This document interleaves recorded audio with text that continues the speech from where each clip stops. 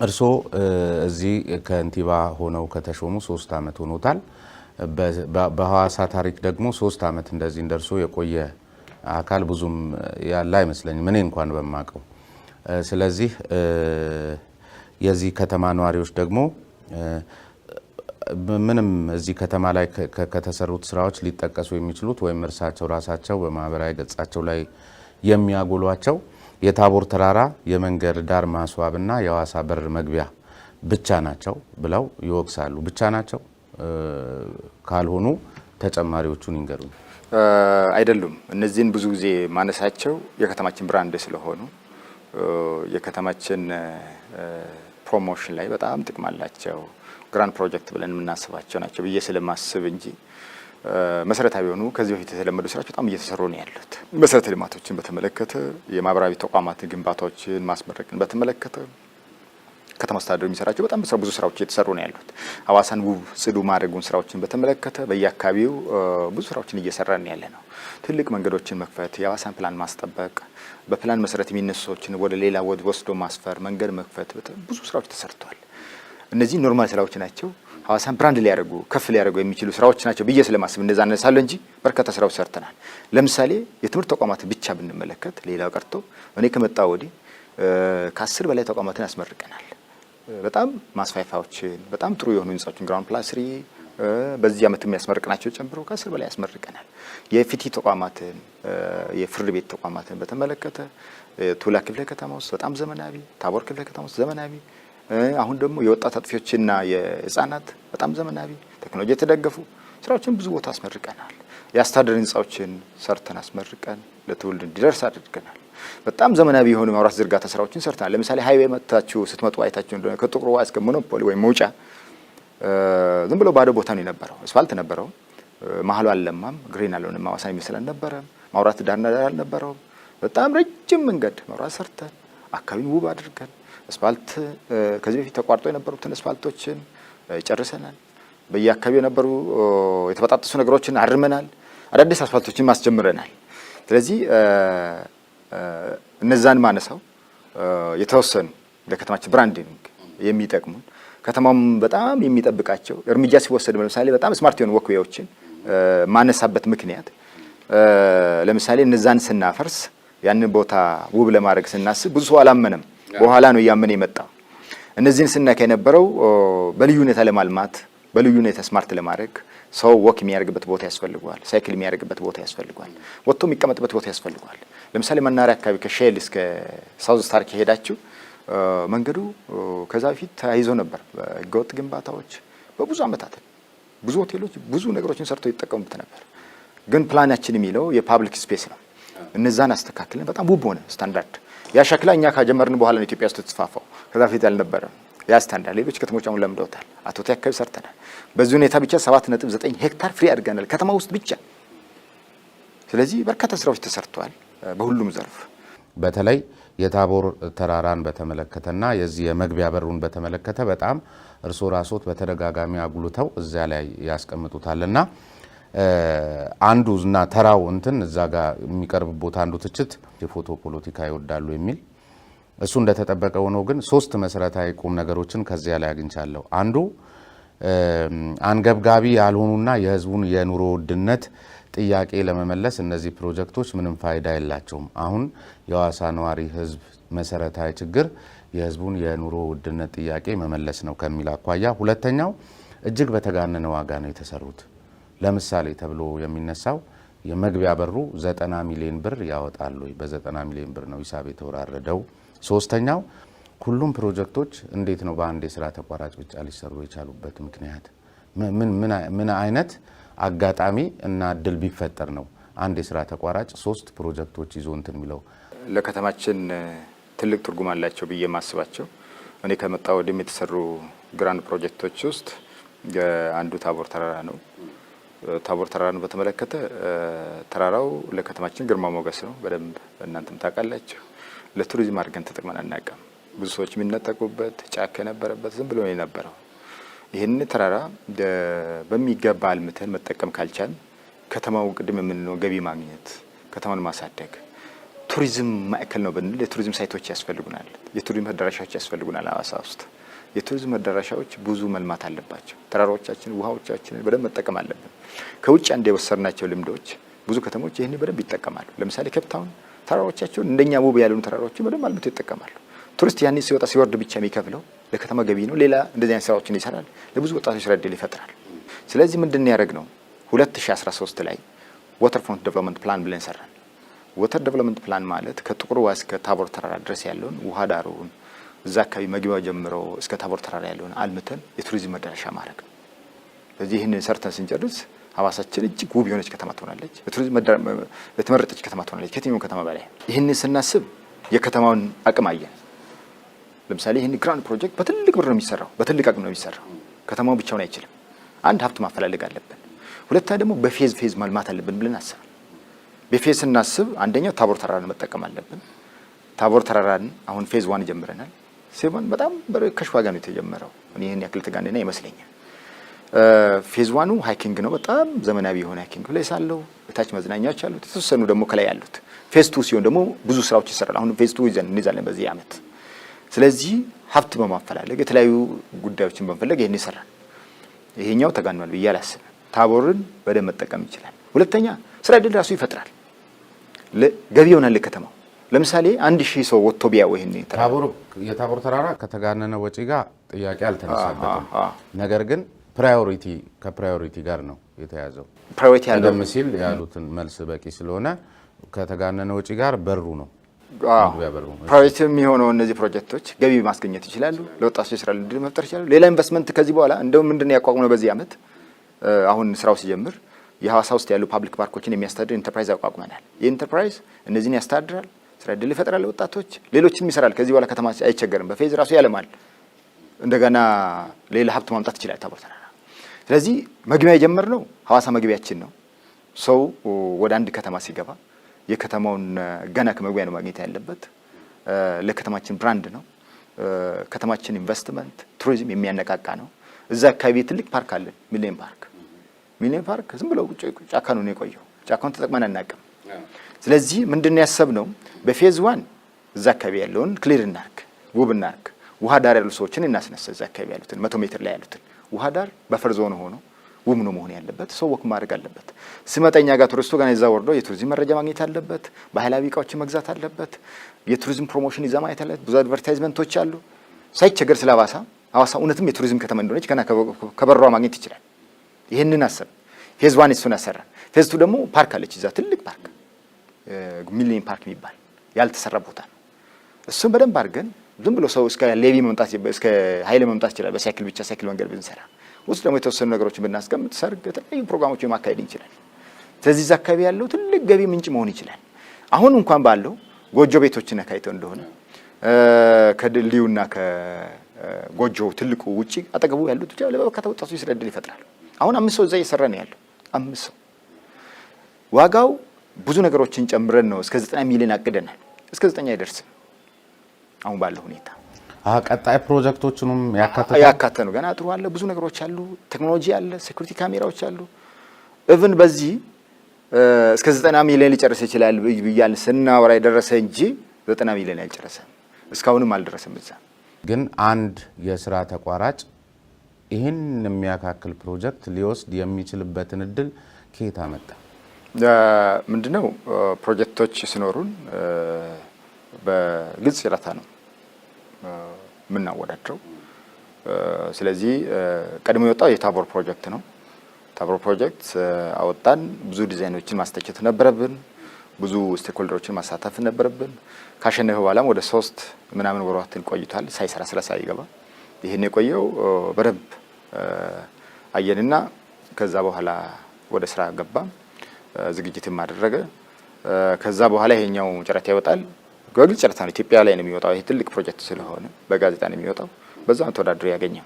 ስለዚህ በዚህ ዙሪያ ማጣራት በአጋጣሚ ማለት ከክልሉ ትልልቅ የስራ ኃላፊዎችም ጋር የሆነ መጎራበጥ ደረጃ ድረስ የሚመስል ነገርም ይስተዋላልና ለምሳሌ አንድ ሳይድ ላይ አንድ ፕሮጀክት ያገኘ አካል እዚሁ ከሪሶርስ ከጊዜም አኳያ በተመሳሳይ መጫረት የሚችልበት የአሰራር ስርዓት አለ ወይ?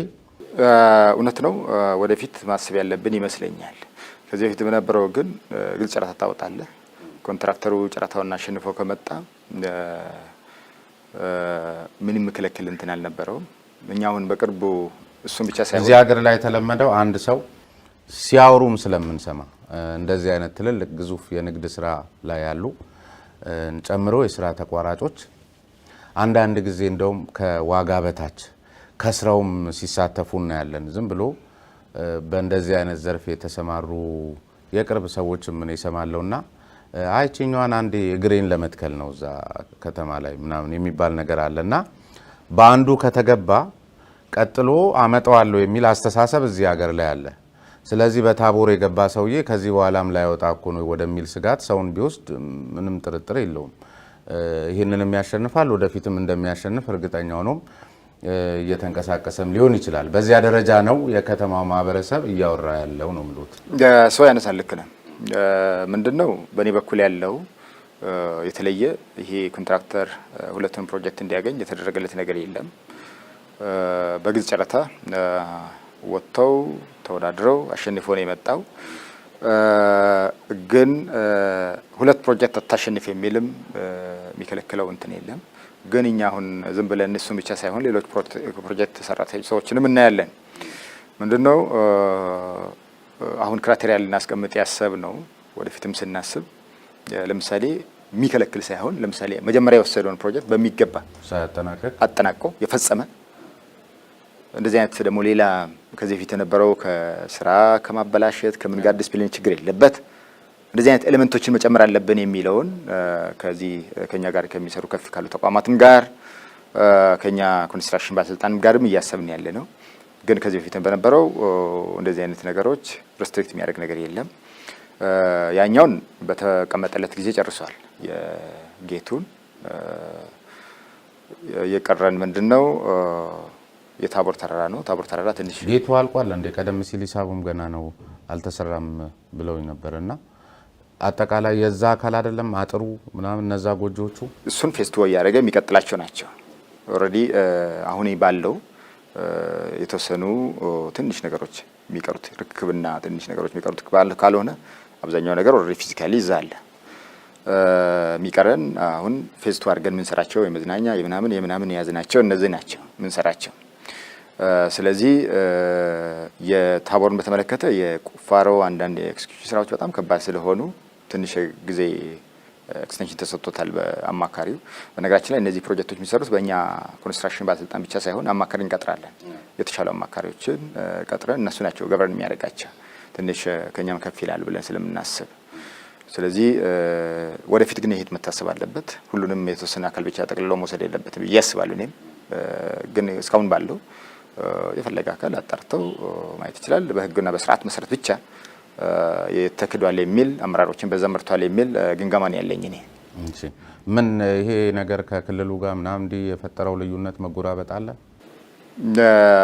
የተለየ ያለ አይመስለኝም። ቀደም ሲል ከነዚህ ፕሮጀክቶች ውጪ በርካታ ስራዎች ሰርተናል፣ ግን የዕለት ተዕለት ስራ ናቸው ብለው ነበርና ለምሳሌ አንዱ የሚነሳው የመሰረተ ልማት ግንባታ አንዱን ጠቅሰውልኛል። ግን እነዚህ የመሰረተ ልማት ግንባታዎች የጥራታቸው ጉዳይ ለምሳሌ ፍሳሽ ማስወገጃ የሌላቸው ድሬኔጆች የሌላቸው መሰረተ ልማት በመሆናቸው አሁን ጎርፍ የሐዋሳ መገለጫ እየሆነ ነው።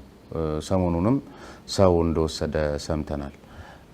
ከዚያ ባሻገር ቀደም ሲል እርስዎ በነበሩበት መድረክ ምናልባትም የብልጽግና የማዕከላዊ ኮሚቴ ስብሰባ ማግስት ይመስለኛል በነበራችሁ የህዝብ መድረክ ላይ በተለይ ከቆሻሻ ጋር ተያይዞ ከውበቷ የቱሪዝም ከተማ ልታደርጓት ከሆነ እኚህ ክሊኒንግ ሃውሶች አሉ መሰለኝ በየመንገዱ ላይ እና ተመልካች አጥተው ከዚያ አካባቢያቸው ላይ ሌላ የቆሻሻና የሽታ እንትን ይፈጥራሉ።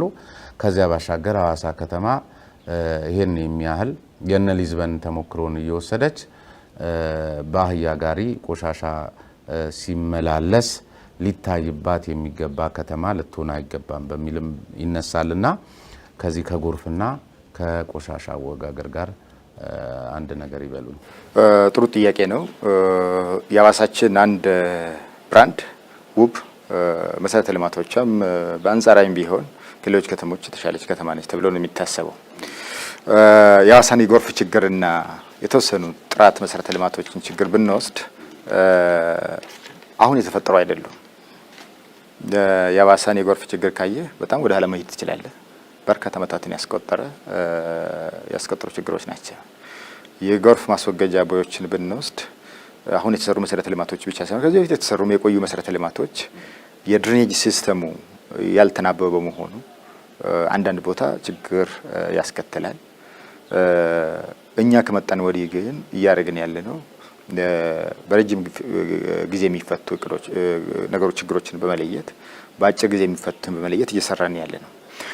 በረጅም ጊዜ የሚፈቱት ድሬኔጅ ላይኑ በሚገባ አጥንተው መስመር አዘጋጅተው እታች ደግሞ ውሃ መሄድበት አርቲፊሻል ዌትላንዶች መዘጋጀት አለባቸው። እንደምታየው አሁን አብዛኛው ጎርፍ ወደ ሀይቁ ነው የሚሄደው። ቀጥታ ምንም ሳይጣራ ወደ ሀይቅ ነው የሚገባው። ስለዚህ ይሄ መከሰት የለበትም በሚል ለምሳሌ ወተር ፍሮንት ዴቨሎፕመንት ፕላናችን ላይ ባጀት በማውጣታችን እንጂ ያልጀመርነው በዚህ ዓመት 1 ኪሎ ሜትር እንጀምራለን። አርቲፊሻል ዌትላንዶች ይሰራሉ። ውሃ አጣርተው ወደ ሀይቁ ያስተላልፉ። ሳይጣራ ውሃ ዝም ብሎ ወደ ሀይቁ ነው እየገባ ያለው። ስለዚህ እነዚህ ሎንግ ራን እንትኖቻችን ናቸው። አሁን በዚህ ዓመት 2 እንሰራለን ብለን 1 ኪሎ ሜትር ለመስራት እንትን ይቅድ ይዘናል። ሌላው ግን እርጀንት የሆኑ ቦታዎችን ለይተን መስራት አለብን ብለን አሰብን። ለምሳሌ በዚህ 3 ዓመት ብቻ 90 ኪሎ ሜትር በላይ ቦዮችን ሰርተናል። ጎርፍ መወሰጃ ቦዮችን፣ ትልቅ ቦዮችን ሰርተናል፣ ትንሾችን ሰርተናል። ለምሳሌ ከሐዋሳ ውስጥ ተዘዋውር ብላ አይተህ እንደሆነ ኩብልስቶኖቻችን ከዚህ በፊት እንደዛ ስላልታሰቡ ብዙ የድሬኔጅ ምናምን አልተሰራላቸው። እነዚህን አሁን እየሰራን ያለ ነው። ትልቅ መንገዶችን ለይተን ትልቅ ቦዮችን ወይም ጎርፍ መሄጃ መንገዶችን እየሰራን ያለ ነው።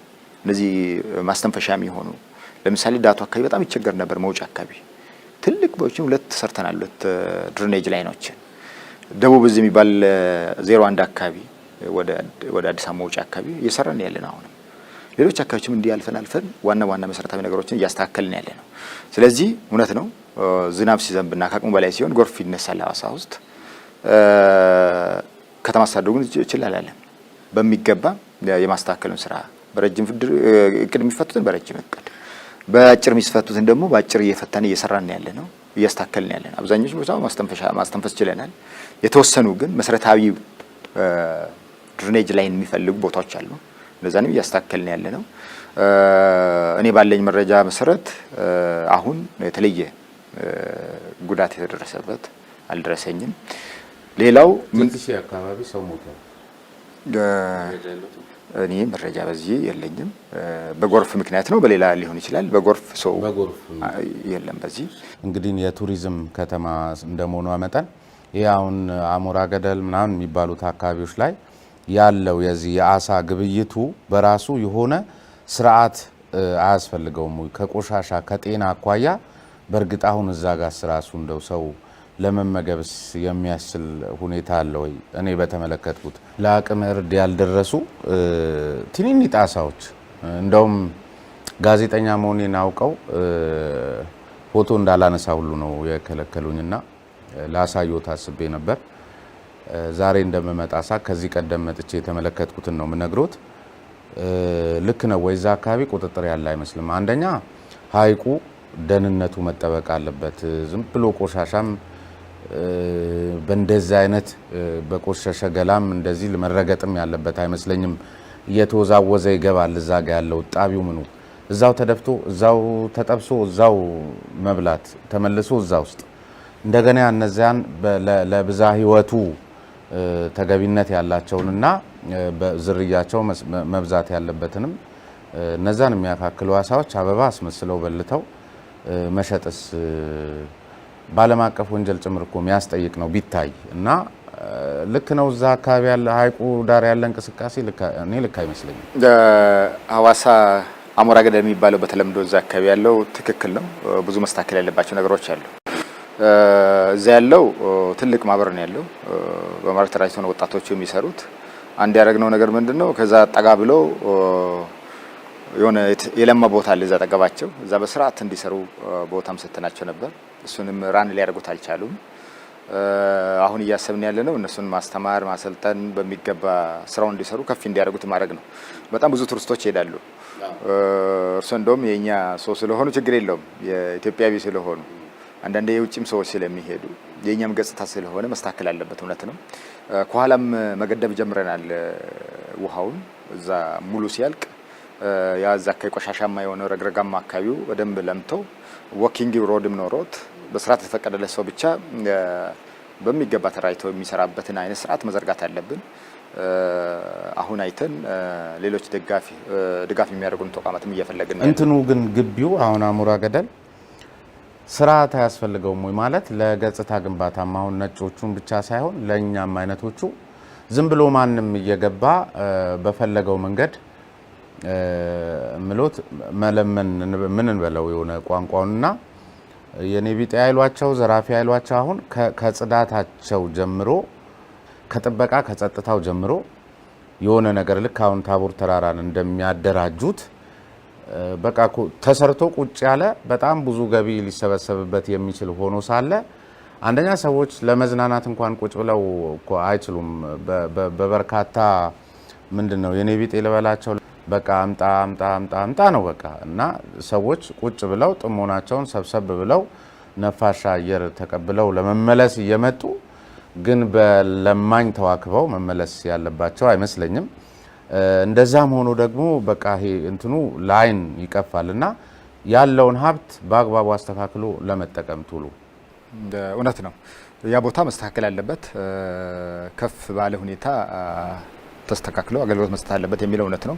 የተወሰነ አምና ጀምረን አልተሳካልንም። ሌላ ቦታ ሰጥተናቸው አደራጅተናቸው በትክክል ስሩ ብለን ነበር። ስለለመዱት ወደዛው ተመለሱ። ወደ አሁኑ ያችን ግርግሯንና ምኑ ስለለመዱት ቀጣይ ግን መሰራት አለበት ብዬ አስባለሁ። ሲዳማ ክልል እንግዲህ ይሄ ሁሉ ስራ እያለበት የሁሉ ተሿሚ እያለበት የሁሉ ጉዞና ስብሰባዎች ጉባኤዎች እያለበት እንደ ክልል 501 ሚሊዮን ብር ብቻ ነው ለአበልና ስራ ማስኬጃ ወጪ ያደረገው በዚህ አመት። ከተማው ደግሞ ሐዋሳ 491 ሚሊዮን ብር የ10 ሚሊዮን ብር ልዩነት ነው። በዚህ ደረጃ መሆን ነበረበት ወይ? ያላችሁ ስራ እና አገልግሎት በክልሉ ጋር በዚህ ደረጃ ተቀራራቢ መሆን ነበረበት ወይ? ስለዚህ ቀደም ሲል የሚሏቸው የካፒታል የፕሮጀክት ወጪዎች በደንብ የታሰበባቸው አይመስልም።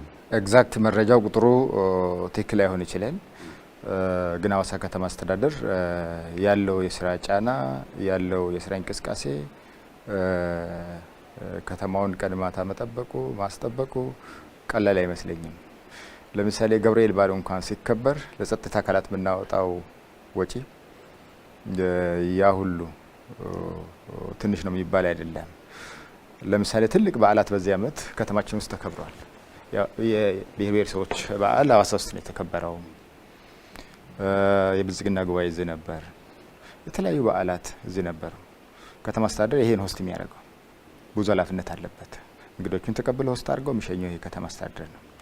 በዚህ በተጨማሪ ይሄ በየቀኑ የሚጸዳው መንገድ፣ በየቀኑ የሚሰራው ስራ፣ በየቀኑ የሚጠረገው መስተንግደው ትንሽ አይደለም። እውነቱ ብናወራ ከዚህ በፊት የነበረው አሁን 400 ሚሊዮን አካባቢ ደርሷል። ልክ ነው። አምና ከነበረው ወደ 30 ወይ 40 ሚሊዮን አካባቢ ከፍ ብል 300 ምናምን አካባቢ ነበር። በዚህ አመት ደግሞ ለ2016 ራሱን ያዝ ነው ከዛ ከፍ እንዳይል። በጣም ብዙ የስራ ጫና ያለበት ከተማ ነው። ብዙ እንግዶችን የሚቀበል ነው። ብዙ ኃላፊነት የሚሸከም ከተማ ነው። ይሄ ከተማ ስንመድብም አብዛኛውን የመደብነው ለዚህ ሳይሆን ለፕሮጀክቶቻችን ነው።